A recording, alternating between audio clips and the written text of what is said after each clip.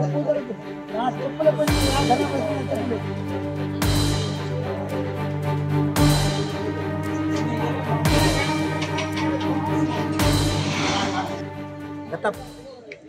TRS ప్రభుత్వంలో urea కట్ట కొరత ఉండేది కాదు.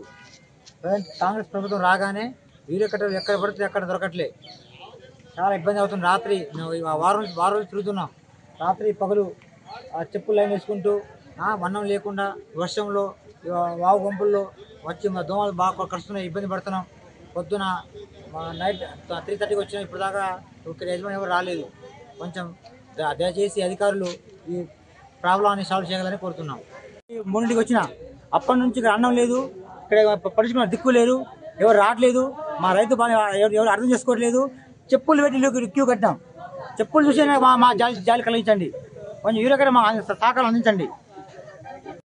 నాది 5 ఎకరాల పొలం ఉంది, 5 ఎకరాల పొలం ఉంది. నాకు యూరియా కట్టలేక ఇవాళ 15 రోజుల నుంచి తిరుగుతున్నా, ఇవాళ నుంచి కాదు. ఇక్కడ 3 సొసైటీలో 7 రోజుల నుంచి తిరుగుతున్నా. అక్కడ ఉప్పులపాడు పోయినా, గొల్లగూడెం పోయినా, యాడికి జిక్కటాలేదు. లాస్ట్కి ఇక్కడ జిక్కుతుంది ఏమైనా వస్తే ఇది కూడా కావట్లేదు.